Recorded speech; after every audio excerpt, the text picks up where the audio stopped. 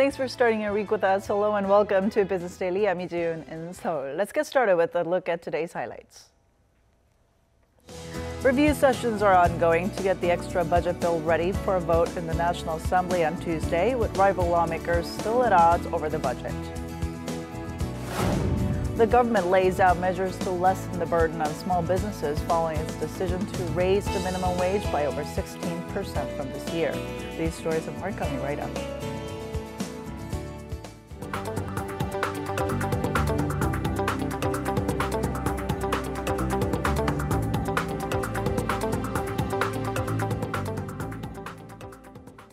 The National Assembly is in full swing, with lawmakers fine-tuning the government's multi-billion-dollar extra budget bill so that it's ready for a full floor vote on Tuesday. However, rival lawmakers have been unable to narrow their differences. For more, we connect to our Kim Min-ji on the phone. So Min-ji, the budget reviews have been ongoing all throughout the weekend. That's right, Jian. Marathon review sessions have been going on since last Friday in order to get the bill ready for a vote on Tuesday when the National Assembly holds its full meeting. A subcommittee will be fine-tuning the details of the nearly $10 billion extra budget bill throughout today, but it's not a simple task. Rival lawmakers are at odds, especially over the portion of the budget directed at increasing the number of public sector jobs. The ruling party says this is needed so as to recruit more workers starting this year. But the opposition is refusing to budge, saying this part needs to be revised as it will be a bigger burden on taxpayers in the future. They also say it does not meet the conditions for an extra budget set out in the National Finance Act, which include, for example, mass unemployment or a recession.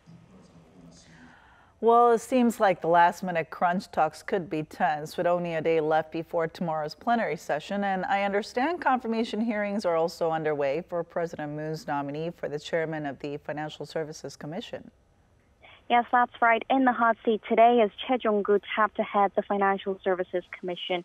He was the head of the Export-Import Bank of Korea, so really lawmakers are throwing questions regarding his expertise and policies that he wants to pursue to assess his fitness for the job. But opposition lawmakers are closely scrutinizing him over ethical issues as well. If appointed, Choi vowed to pursue financial policies for the underprivileged and socially vulnerable, in line with the government's plan to pursue income-led growth that's centered around job creation. He also said the biggest tasks ahead are stabilizing people's livelihoods and managing the country's high household debt, while adding that he would also take bold steps in the restructuring of the petrochemical and steel industries. Back to you, Jiyoon. Korea has hiked the minimum wage by 16.4% for next year, the largest bump in more than 15 years. Now, following the move, the government also unveiled financial support measures for small businesses to help them better cope with the higher wages. This all comes as the National Assembly is edging closer to voting on a multi-billion-dollar extra budget bill aimed at creating thousands of new jobs. Our Oh Jung-hee has more. Korea's finance ministry revealed Sunday that the government has a contingency plan to relieve the burden on small businesses following a decision to hike the country's minimum wage to 7,531, or roughly $6.64, up 16.4% from this year. The measures will minimize extra costs for companies, subsidize labor costs, foster companies with solid growth potential, and provide momentum for income-led growth. The government estimates roughly $3.5 billion will be spent to help small businesses relieve the burden caused by the sharpest annual hike in the minimum wage since 2001.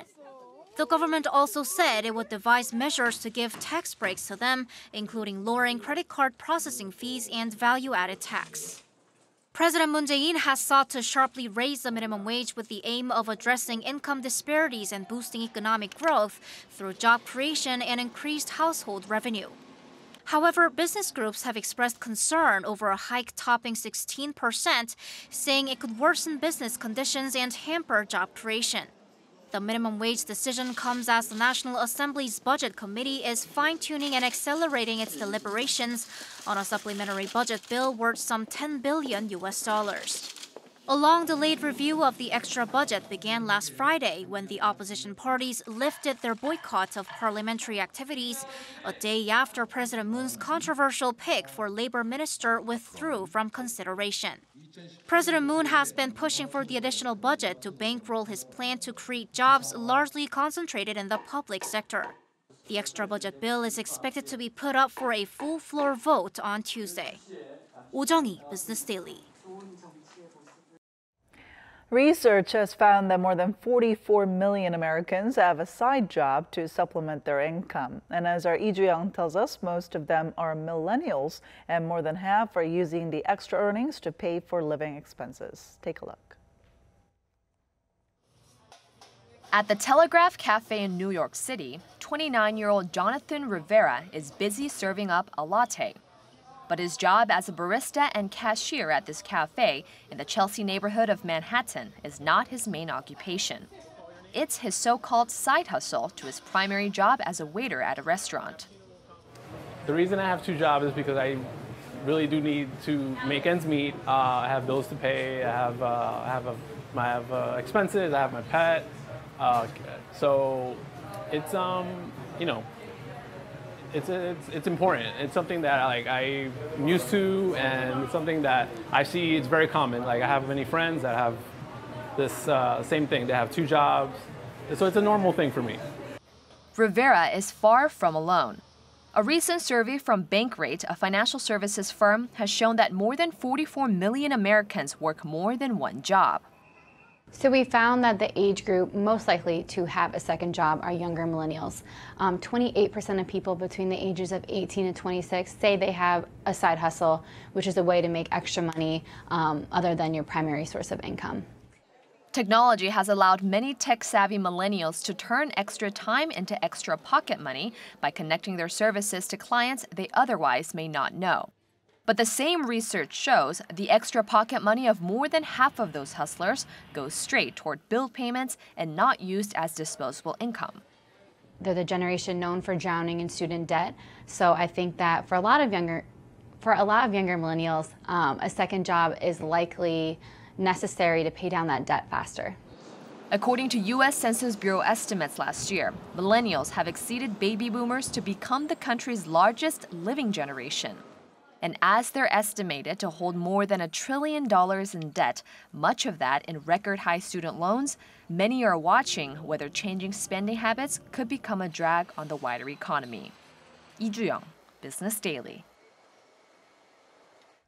The U.S. Department of Commerce has not yet decided on when to release its report on how steel imports could affect the country's national security.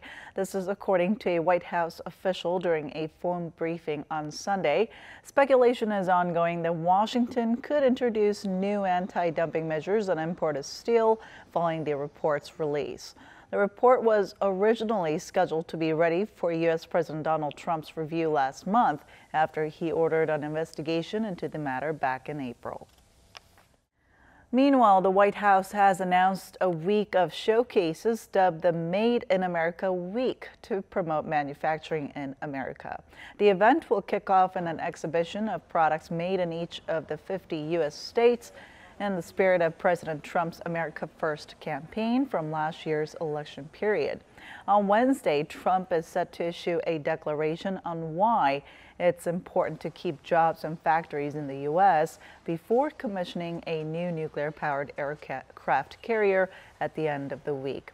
The White House hopes the Made in America Week will celebrate decisions made by the Trump administration, such as withdrawing from the TPP and the Paris Climate Accord that it believes will benefit the U.S. The U.S. has finally made an official request to start discussions on possible amendments to the Korea-U.S. FTA. With such a large discrepancy in trade between the two countries, both sides will be considering a lot of variables as talks begin. Our Elia Kim has the story. Trade tensions between the U.S. and Korea finally reached the expected climax after the U.S. requested a meeting over possible amendments to the Korea-U.S. Free Trade Agreement. While U.S. President Trump maintains that the agreement is horrible for his country, data shows that Korea actually posted large trade deficits in many industries. While Trump is looking to protect U.S. industries, data from the Office of the United States Trade Representative shows that 2016 exports decreased 2.8% from pre-FTA figures in 2011, while imports fell 2.5% as well, indicating a slowdown in spending rather than a true balance change. In fact, U.S. import of Korean cars in January to May of this year fell compared to the same period in 2016, despite the elimination of a 2.5% tariff last year. All the while, Korean tariffs on U.S. autos fell from 8 to 4% this year, leaving many people hard-pressed to understand Trump's claims. Trump says he is out to protect American jobs, despite Hyundai saying over half of its cars sold in the U.S. are manufactured in Alabama, while Kia says it produced 40% locally. Automobiles aren't the only industry where perceptions may be different from reality. Korea's import of agriculture and livestock products from the U.S. have steadily risen, posting a trade deficit of over $6 billion in 2016, with American beef being one of the biggest winners. Korean industries continue to reinforce what they believe are mutually beneficial aspects of the deal, though the U.S. still sees otherwise in officially requesting talks to amend the deal. Elliot Kim, Business Daily. Cherry imports have been growing recently thanks to more Koreans buying them and enjoying them despite their relatively high prices. Now, riding on this popularity, local researchers are planning to distribute cherry species that can be grown right here at home. Our Kim Hyo-sun tells us more. At a cherry farm in Pyeongtaek of Gyeonggi-do Province, children and parents participate in a cherry-picking event during the harvest season. Compared to the cherries at grocery stores, these cherries are much sweeter. The cherries grown here in Korea are smaller in size and have a lighter color compared to the imported ones, which are bigger and darker in color. But there is a remarkable difference in the taste. Although local cherries are sold at about the same price as imported ones, the cherries grown in Korea are much sweeter. With consumers showing an increasing interest in locally grown cherries, the Rural Development Administration has decided to distribute cherry species that are most suitable to Korea's conditions to local farms. We try to recommend farmers the species that are most productive and boast good size and taste. As most of the cherry species to be distributed are of Japanese origin, within the next 10 years, the Rural Development Administration plans to develop a type of Korean cherry tree that can meet the growing demand for the fruit in the country. Kim Hyo-sun, Business Daily.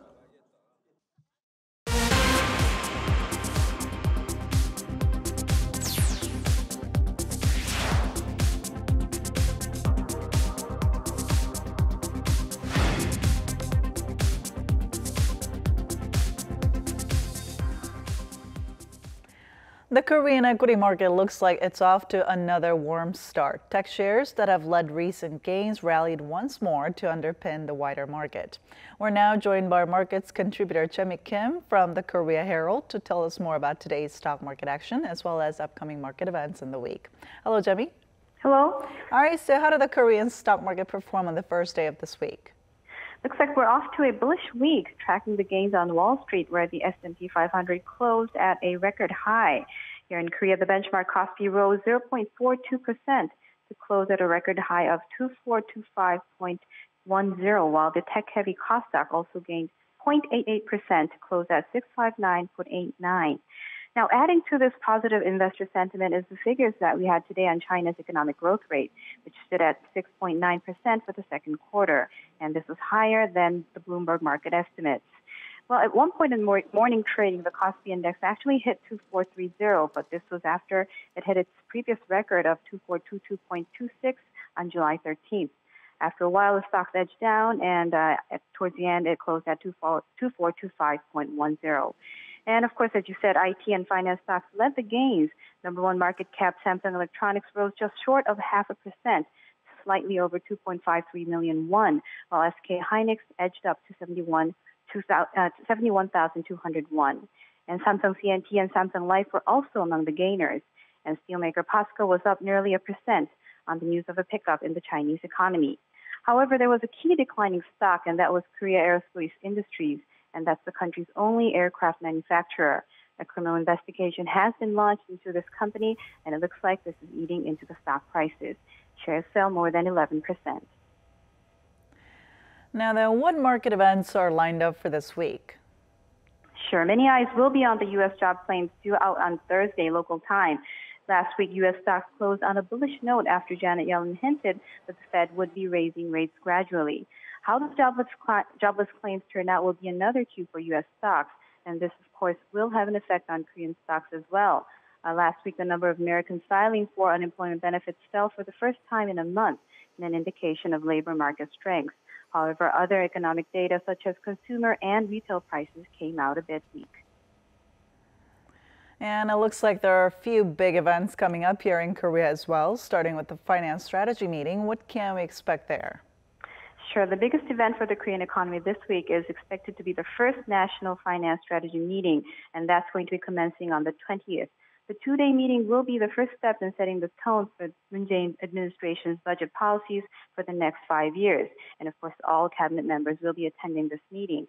And also on the station, on Financial and KB Financial are to announce their second quarter earnings. And on the 21st, the central bank will be announcing North Korea's economic growth figures for last year. In 2015, North Korea was estimated to have declined by just over 1%. Meanwhile, on the 19th, the central bank will be providing the producer price index. Now, this fell in May on falling crude oil prices on a third consecutive month. And this index is critical because it is eventually reflected in consumer prices. And on the 18th, the Fair Trade Commission is set to announce measures for fighting unfair practices in the franchise industry. And this was after a series of reports on how some companies were abusing their franchisees. This has been Jemmy Kim for Business Daily.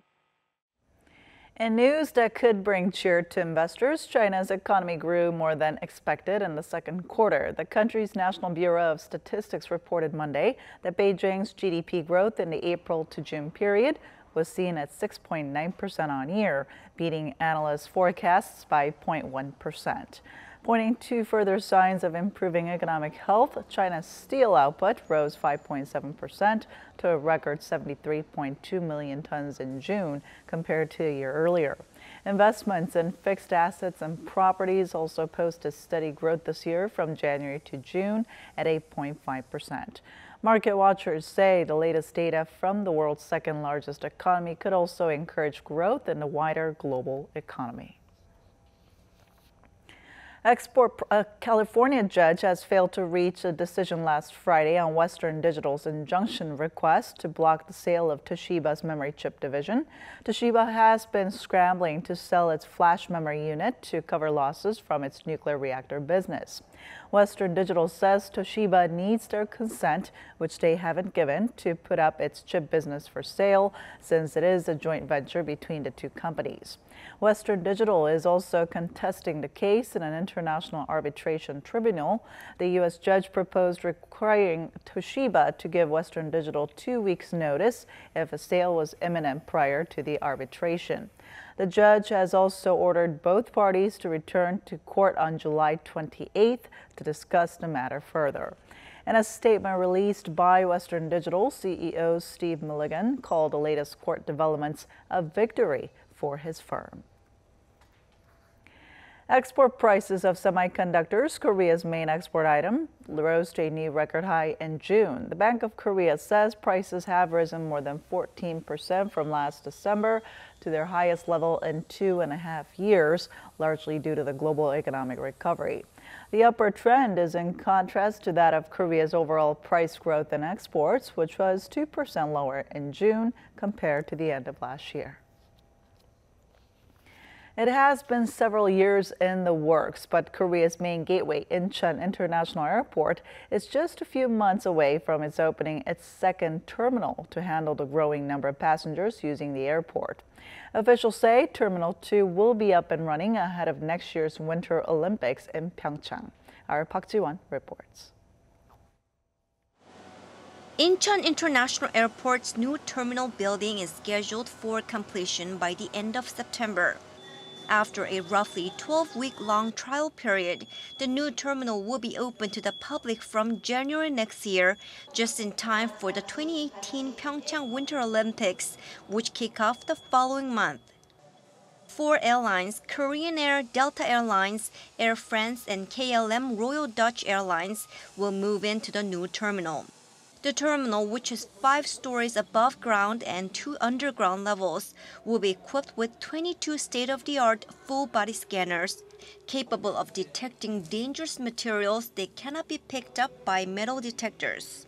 After going through security and passport control, passengers can enjoy some tax-free shopping at various duty-free shops in the new terminal. The Incheon International Airport Corporation says the new terminal will be connected to the subway line and have its own bus stops for passengers' convenience. Once open, it's estimated Incheon International Airport will handle some 72 million passengers a year, up from the current 54 million. Park Ji-won, Business Daily. The Hallyu wave of Korean food has expanded from traditional dishes like kimchi and bulgogi to chicken and beer. Now, domestic instant foods like ramen noodles are also following suit. And we take a look at the growing popularity of Korean instant foods and how business might be further booming in the future. The Hallyu Korean wave taking over the world with K-pop and Korean TV dramas is leading to strong interest in K-foods. The popularity of K-foods is immediately apparent in the numbers. Overseas exports of domestic agricultural and food products amounting to $5.6 billion in 2012 grew steadily to $6.4 billion last year. Hot on the heels of traditional Korean food, which targeted overseas markets for expansion, domestic instant foods are captivating diners abroad.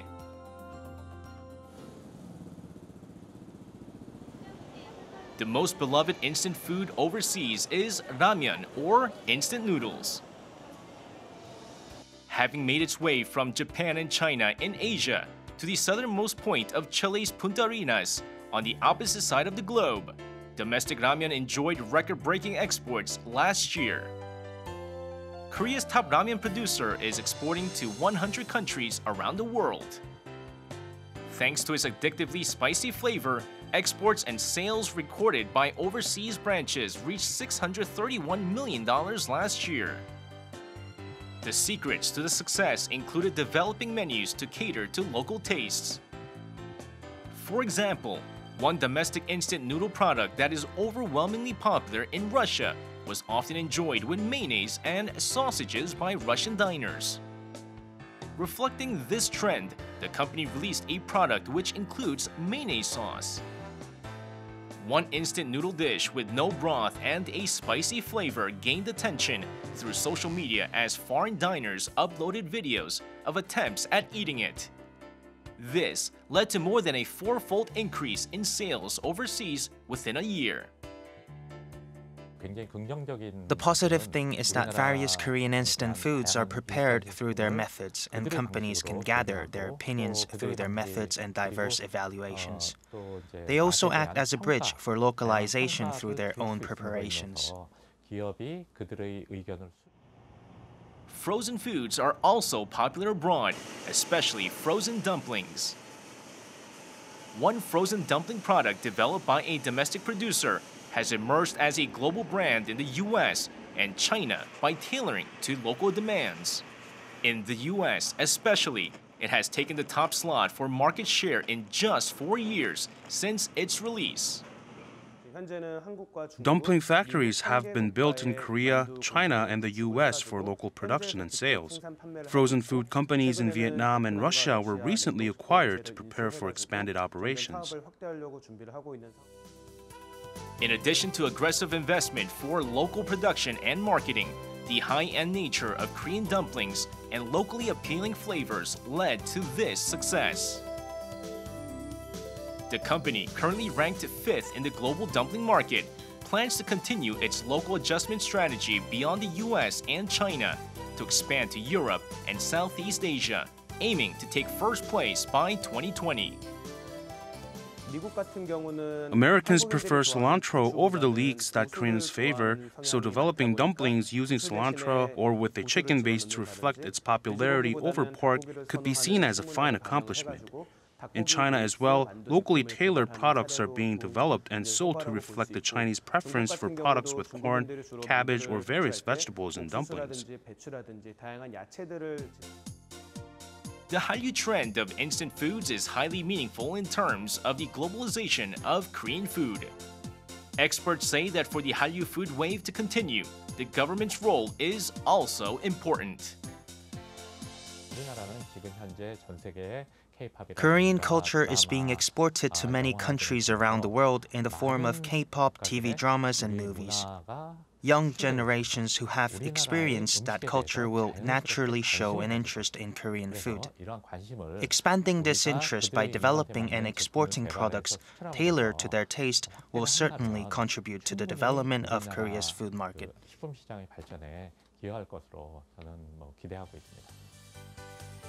Tastes in food, once captivated, are long-lasting parts of daily lifestyles. This is why K-food is cited as a branch of Hallyu content with greater cultural impact than other fields which are sensitive to trends. Based on the popularity of instant foods, anticipation is rising for the continued growth of even more diverse Korean foods.